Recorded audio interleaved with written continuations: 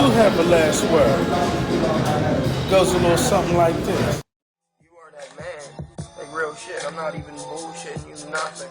Like, for what you know, like, the shit I see you do with that old computer, you know what I mean? It's like, it's amazing to me. Like, I know you've been through the game, everything like that, but that shit's amazing to me.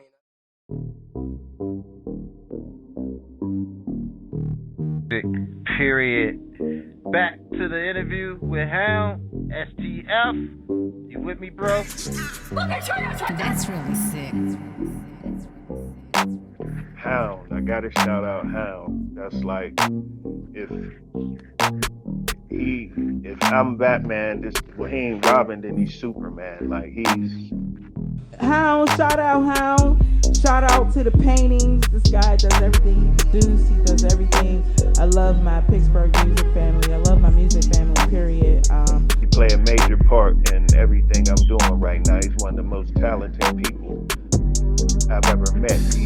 Good thing that boy Ice was here for a minute, because he told you to sit next to Yup, because one day you won't be doing it yourself, the engineer, and look what you doing, man.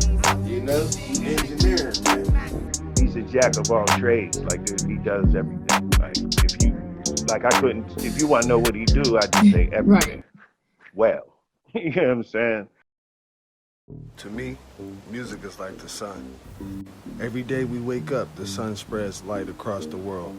Similar to music, every day there's a new sound spreading across the world. See, we need the sun to energize the land that we walk on, feast off, work on, and live on.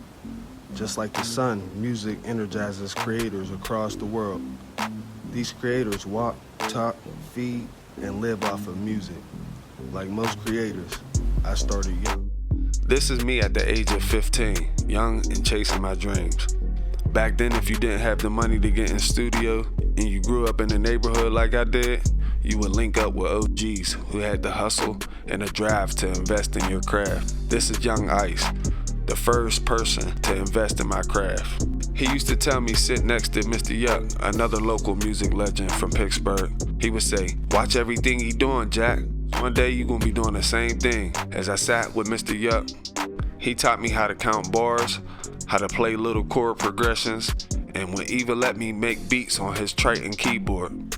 I took the knowledge that I received from Mr. Yuck, and after my group broke up and I graduated high school, I hooked up with another Pittsburgh legendary DJ named Chris DJ Schizophrenic Hoy, who at the time co-founded the top independent record label named Crazy Baby Records. My whole senior year, he used to call me and have me rap for different people in the industry and tell me, as soon as you graduate, we're gonna move you down to VA. Because at the time, VA was on fire in the music scene. The Clips just dropped, Grinding, Pharrell and the Neptunes were on fire. So we moved with enough music and enough money to try to figure out how to make it.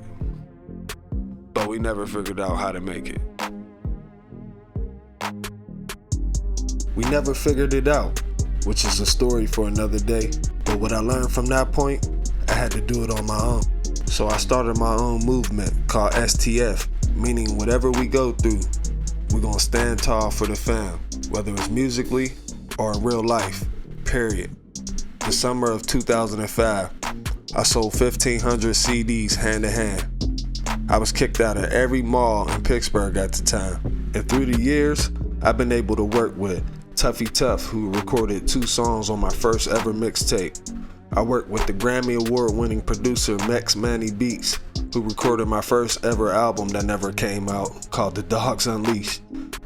I scored a movie that I got to act and help edit called Loud Summer Nights.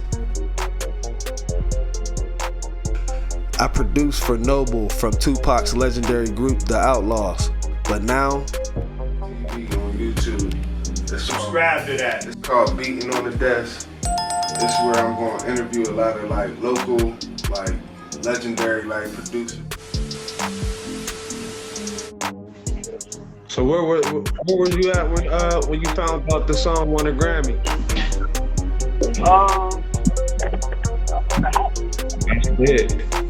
I'm chilling, man. I ain't gonna lie, bro. I didn't really you remember how long I've been doing music, man. So by the time that I got to that excitement, I probably would have felt in my 20s. I still feel that. Like, real rap, you got to motherfucking understand that there's infrastructure. There is not. There is no in between. There is no in between. Basically break down, you know, the process of doing music and some of their big hit records that they had, you know what I'm saying? I was trying to make moves at Whammo. They ain't never add me to the playlist. I had people sabotaging me down the Whammo. It was just like a big, disgusting type of effortless thing I was into at the time, but I overcame it. You know, I was in Billboard magazine and did a whole bunch of chart. Did it chart on the Billboard? No, actually, they did an article. I had an article. I did see that. They did an article on me and Mel-Man. But it's called Beating on the Desk. It's coming out soon. You know what I mean? I'll get everybody more details once I get to it. But oh, okay. I was about to say, do you got anybody lined up that yeah, you can shout out a couple right people. now? I got a couple people. You either have it or you don't. And it's not that, this is not to throw shade when I be saying this to these people, bro. Like, I don't be saying this to throw shade. I'm just saying, look, I already learned. I'm not trying to be a smart ass and tell you that you're doing it wrong. I know you're doing it wrong. I know you're doing it wrong. It's time to start doing the shit right. And but make a long story short, I accomplished a lot with little or no help. I did it all myself, man. And me pursuing it, trying to do it the right way, there was a lot of barriers, a lot of blocks. And I'm gonna tell y'all some real shit. I was glad, but I wasn't like ecstatic about it. Like me, I was like, oh, that's what's up. I was happy, but I wasn't like, oh, this is it.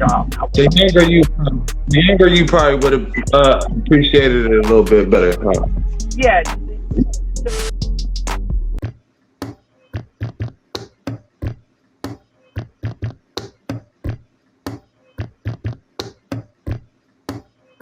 We need a beat.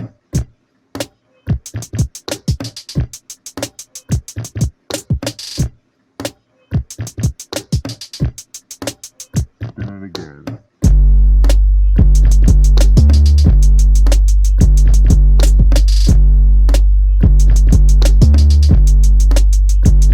Let's go.